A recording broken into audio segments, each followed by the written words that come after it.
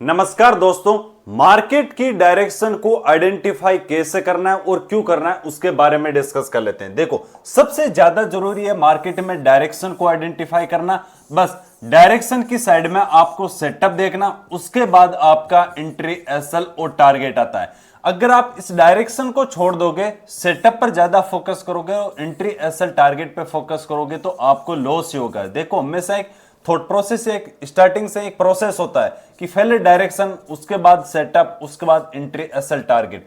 सबसे पहले अगर इन पे प्लानिंग करोगे और ये दोनों छेड़ दोगे तो भी आपको लॉस होगा, या अगर आप इस पे प्लान कर रहे हो डायरेक्शन को मिस कर रहे हो तो भी आपको लॉस होगा। डायरेक्शन क्यों जरूरी है?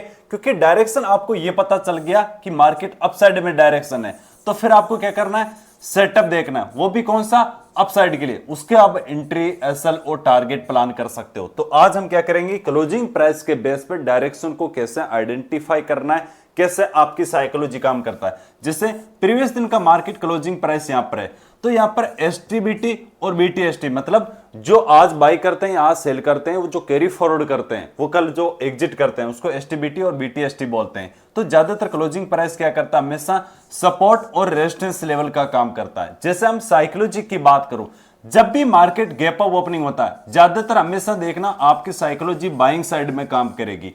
अगर गैप डाउन ओपन होता है तो उस दिन मार्केट में जो साइकोलॉजी है वो कहीं ना कहीं सेलिंग साइड में काम करेगी। क्यों? क्योंकि यहां पर आपको क्या लगता है कि कहीं ना कहीं बैंक निफ्टी 100 पॉइंट या 200 पॉइंट पॉजिटिव है, तो हमेशा लगता है कि मार्केट अभी अपसाइड में जाएगा। ये यहां पर हमें क्या लगता है कि नेगेटिव है 100-200 पॉइंट, हमें लगेगा कि मार्केट डाउन साइड में जाएगा। एक साइकोलॉजी होती है, क्योंकि वहां पर नेगेटिव है। जब रेड दिखाता है तो हमेशा क्या लगता है, मान लो आपने चार्ट नहीं देखा, सीधा आपने देखा कि बैंक निफ्टी 200 पॉइंट नेगेटिव है, तो तुरंत आपके थॉट प्रोसेस में क्या आएगा कि यार बैंक निफ्टी गिरने वाला है, मार्केट गिरने वाला है, मार्केट डाउन साइड में जाएगा। तो ये फर्स्ट पॉइंट हो गया साइकोलॉजी के बेस पे। तो मार्केट जब तक अप साइड में है, हमेशा थॉट प्रोसेस बाइंग साइड होना चाहिए। अगर क्लोजिंग प्राइस डाउन साइड है तो आपका थॉट प्रोसेस सेलिंग साइड होना चाहिए। ये जो क्लोजिंग प्राइस है वो सपोर्ट और रेजिस्टेंस लेवल का काम करेगा। अगर उससे ऊपर है तो सपोर्ट का काम करेगा, अगर उससे नीचे है तो रेजिस्टेंस लेवल का काम करेगा। और ज्यादातर बायर्स और सेलर के स्टॉप लॉस भी क्लोजिंग प्राइस के आसपास में होते हैं। अब हम बात करेंगे कि इसको डायरेक्शन को कैसे आइडेंटिफाई करना है। जब भी मार्केट मान लो क्लोजिंग प्राइस यहां पर किया है, अगर गैप डाउन ओपन होता है, आपका फर्स्ट थॉट प्रोसेस हमेशा सेलिंग साइड में होना चाहिए कि मार्केट डाउन साइड के मोमेंटम को कंटिन्यू करेगा। बार बार आप सोचते हो कि अब गैप फिल करेगा, अब गैप फिल करेगा, सबसे बड़ी गलती है।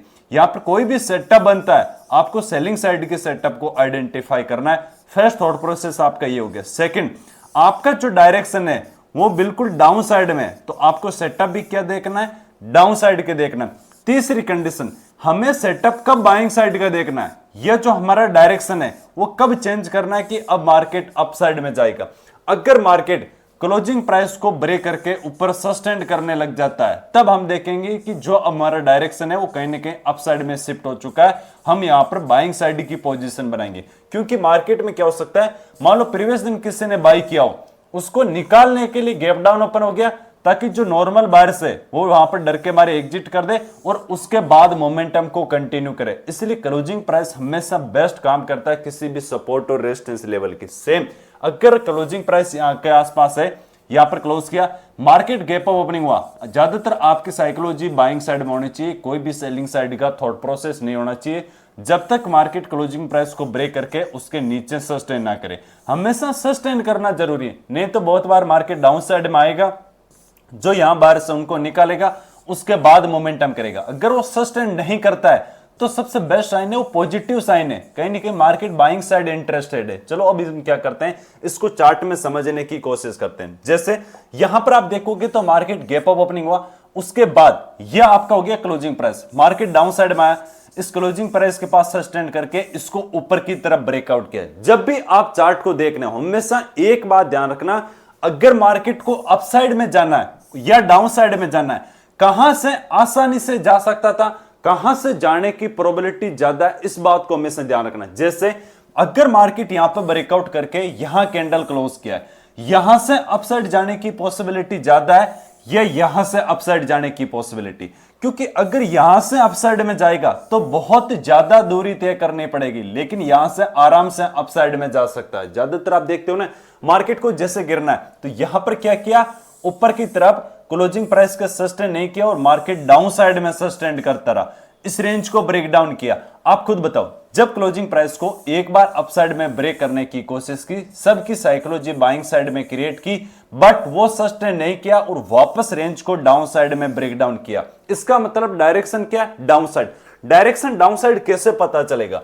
आपको देखना है बायर्स और सेलर्स को कि बाइंग की क्या थॉट प्रोसेस है, सेलर्स की क्या थॉट प्रोसेस है, इनमें से कौन ज्यादा एक्टिव है। अगर बायर्स एक्टिव होता तो रेंज को ब्रेक करके यहां से अपसाइड में नहीं जा सकता था क्या? बिल्कुल जा सकता था, लेकिन रेंज को ब्रेक डाउन किया। इसका मतलब क्लियर कट डायरेक्शन क्या? Down side. Same market open हुआ, ये जो आपका क्लोजिंग प्राइस है इसको डाउन साइड में ब्रेक किया, प्रीवियस दिन का लो है इसको भी डाउन साइड में ब्रेक किया, बट यहां पर आप देख सकते हो क्लोजिंग प्राइस के ऊपर यहां पर टाइम बिता के अप साइड में ब्रेक किया।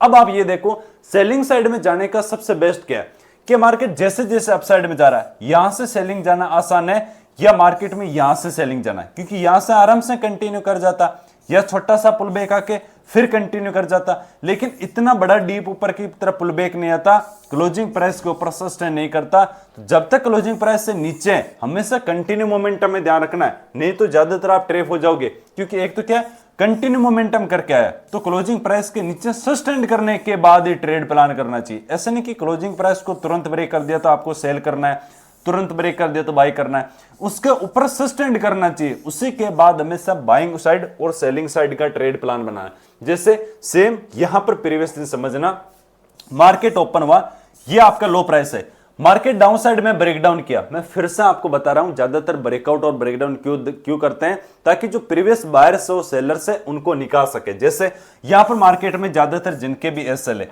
उस सब के एसएल को निकाला, उसके बाद मोमेंटम किया। अब आप खुद बताओ, यहां से डाउन साइड आराम से जा सकता था, फिर मार्केट क्या ऐसे प्राइजेक्शन बना के डाउन साइड जाएगा? नहीं, यहां से बहुत ज्यादा पॉसिबिलिटी थी, इतनी बड़ी कैंडल स्टिक बनी, आराम से मोमेंटम को कंटिन्यू कर जाता, लेकिन जैसे ही मार्केट में ये ग्रीन कैंडल स्टिक बनी, इसके नीचे सस्टेन नहीं किया, मार्केट का डायरेक्शन क्या हुआ? क्लियर कट मार्केट में अपसाइड में डायरेक्शन हुआ। हमेशा देख सकते हो ये हमेशा काम करता है। अब प्रीवियस दिन यहां पर देखना, यहां पर हमने सेल साइड की पोजीशन बनाई, अच्छा खासा मोमेंटम मिला, बट इस क्लोजिंग प्राइस को मैं मार्क कर देता हूं और प्रीवियस दिन का लो प्राइस इसको भी मार्क कर देता हूं। मार्केट आया, प्राइजेक्शन बना के डाउन साइड में आया, बट मेरा टारगेट कहीं ना कहीं बड़ा था। मार्केट यहां पर आप देख सकते हो क्या डाउन साइड में गया? नहीं गया, लेकिन क्लोजिंग प्राइस के अपर साइड में ब्रेकआउट किया। अब ज्यादातर हमेशा सोचते हो वापस, अब जब भी रिवर्सल ट्रेड प्लान बनाते हो, क्या यहां पर आप बताओ मार्केट यहां से आराम से गिर सकता था या फिर सेकंड टाइम आया यहां से गिर सकता था। अब इतना ऊपर जाने के बाद यहां से गिरेगा क्या? नहीं। जब भी मार्केट को लॉन्ग टर्म या बहुत ज्यादा दूरी तय करनी होती है, बड़ा मोमेंटम करना होता है, वो कभी भी इतना ऊपर जाके नहीं गिरेगा, उसकी प्रोबेबिलिटी बहुत ही ज्यादा कम है, मतलब 2 से 3% ही प्रोबेबिलिटी होती है। एक मंथ के अंदर एक बार लास्ट होता है, तो मार्केट को अपसाइड में जाना है तो बहुत बड़ा गिरने के बाद अपसाइड में जाएगा, उसकी पॉसिबिलिटी 2 से 3% होती है। तो यहां पर कभी भी आपको रिवर्सल ट्रेड प्लान नहीं करना है, क्योंकि क्लोजिंग प्राइस के नीचे सस्टेन नहीं किया, उसको ऊपर की तरफ ब्रेकआउट किया। तो सिंपल आपने कंडीशन क्या देखी, जब भी मार्केट अगर क्लोजिंग प्राइस है, हमेशा इस बात को ध्यान रखना, गैप अप ओपनिंग हो गया, आपकी जो साइकोलॉजी है, आपका जो मार्केट का डायरेक्शन है वो बाइंग साइड का होना चाहिए। और जब भी आप सेटअप यूज करते हो, वो भी सेटअप क्या यूज करना है? बाइंग साइड के, चाहे जो भी आप ब्रेकआउट सेटअप यूज करते हो या ब्रेकडाउन फेल पे यूज करते हो, जो भी। लेकिन सेम अगर गैप डाउन ओपन होता है तो वहां पर क्लियर कट आपकी साइकोलॉजी क्या होनी चाहिए? सेलिंग साइड होनी चाहिए। जो भी आप सेटअप यूज करोगे, वो कौन से सेटअप यूज करने हैं? आपको सेलिंग साइड के, क्योंकि क्लोजिंग प्राइस दो ही कंडीशन में आपको साइकोलॉजी को चेंज करना है या डायरेक्शन को चेंज करना है। अगर अप साइड में है तो जब मार्केट क्लोजिंग प्राइस को ब्रेक करके उसके डाउन साइड में सस्टेन करता है, तो जो आपकी बाइंग साइड की साइकोलॉजी है वो चेंज हो जाएगी सेलिंग साइड में। सेम अगर गैप डाउन ओपन हुआ है, अप साइड में क्लोजिंग प्राइस को ब्रेक करके सस्टेन करता है और फॉलो थ्रू मिलता है, तब आपकी सेलिंग साइड की साइकोलॉजी बाइंग साइड में कन्वर्ट हो जाएगी। बट ज्यादातर जब भी मार्केट क्लोजिंग प्राइस के ऊपर की तरफ या डाउन साइड में सस्टेन नहीं करता, इसका मतलब क्या होता है यहां पर हम समझने की कोशिश करते हैं।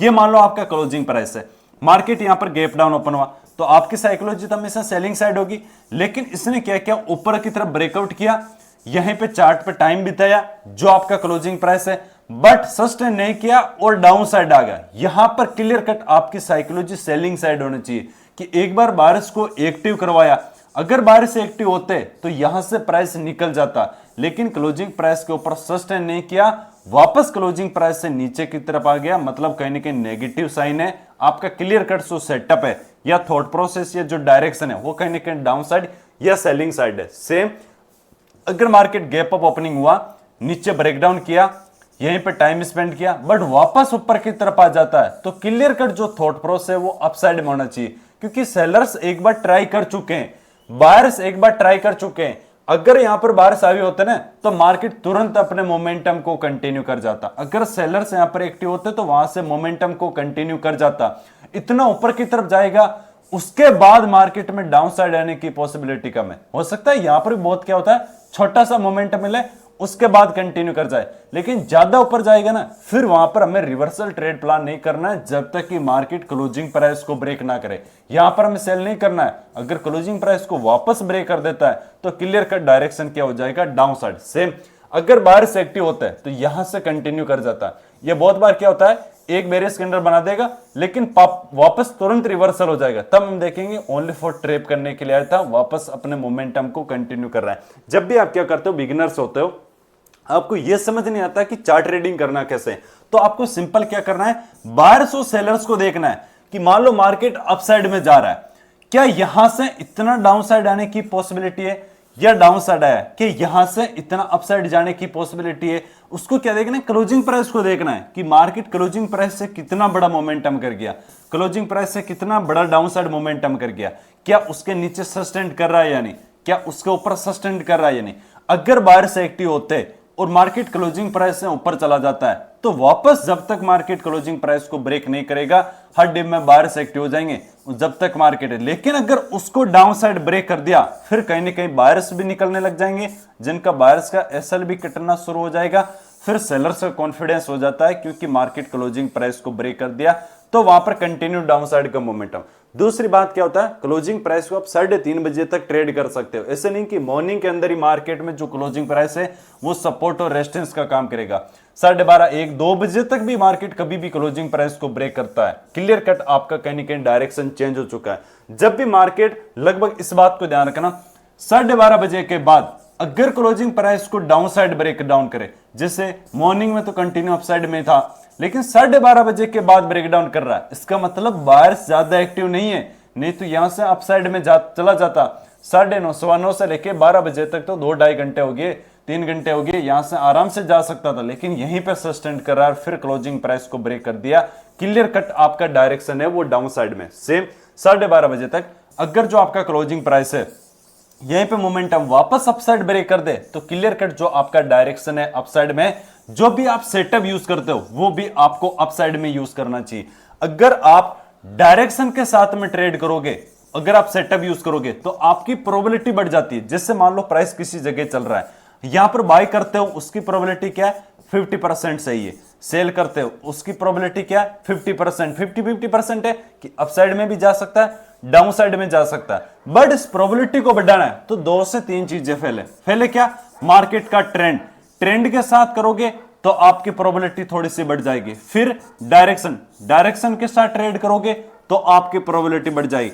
बायर्स और सेलर के स्टॉप लॉस या स्ट्रेंथ और वीकनेस बोल सकते हैं कि बायर्स एक्टिव है या सेलर्स एक्टिव है, वो देखोगे तो आपकी प्रोबेबिलिटी बढ़ जाएगी। ये छोटे छोटे पॉइंट है जहां पर आपकी प्रोबेबिलिटी बढ़ जाती है मार्केट को, डायरेक्शन को आइडेंटिफाई करने में और वहां पर ट्रेड करने में। वीडियो पसंद है, वीडियो को लाइक करो, सब्सक्राइब करो। सेकंड पॉइंट और बताएंगे, सेकंड पार्ट के अंदर बताऊंगा कि दूसरा कौन सा कॉन्सेप्ट है जिसके माध्यम से कैंडलस्टिक के बेस पर आप डायरेक्शन को आइडेंटिफाई कर सकते हो। तो ज्यादा से ज्यादा कमेंट करना, कैंडल आपको सेकंड पार्ट जरूर बना दूंगा। थैंक यू, जय हिंद, राम राम।